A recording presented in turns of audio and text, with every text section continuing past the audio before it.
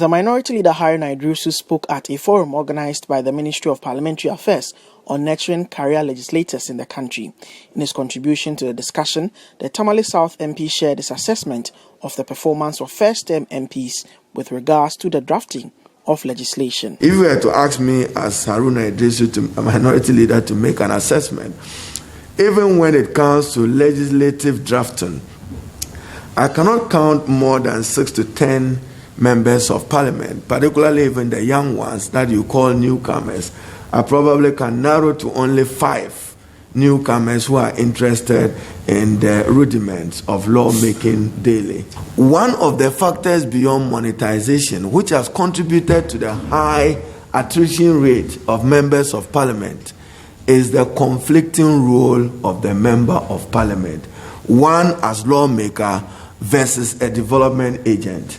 When we go out there and we make promises that that road will be constructed, that water will be provided, that medical clinic or facility will be provided, our inability to live up to it, the blame is no longer on government. On his part, the Majority Leader Osei Chairman Sabonsu said new MPs deserve more than 2 terms to gather experience in Parliament. Parliaments and parliamentarians have to be capacitated. The Member of Parliament and even Parliament as an institution would have to have their capacity continuously built over a considerably long period. Not 1 term, not 2 terms, perhaps not even 3 terms. It is axiomatic that the longer one stays in Parliament, the better parliamentarian one becomes. The MP becomes very diligent, knowledgeable, experienced, and a prolific debater and lawmaker after staying in Parliament over a considerable period of time.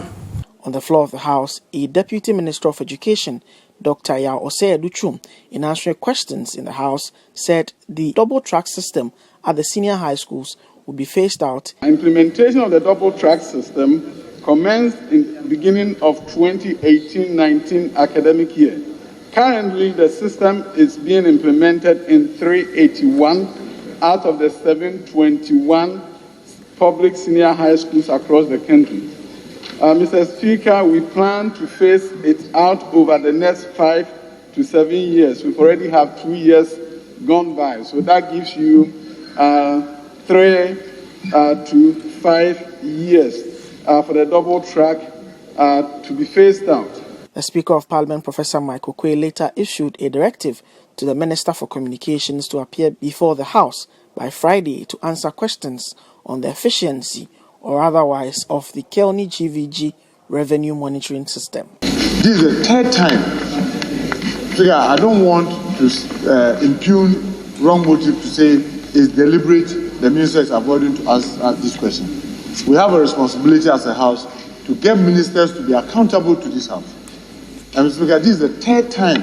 The first time she was not here, there was no answer. It was rescheduled. The second time, the same. And today, the same, without even the answers. Mr. Speaker, I hope you give the right directive so that the minister will come and answer this question necessarily without further delay.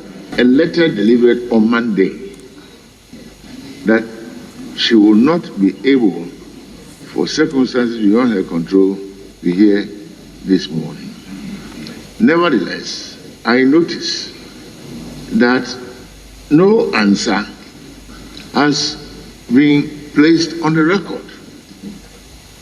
To cut a long story short, I direct that the minister must answer all the relevant questions and make herself available on Friday to answer the relevant questions. Reporting for Citi News from Parliament House, my name is Duke Manson.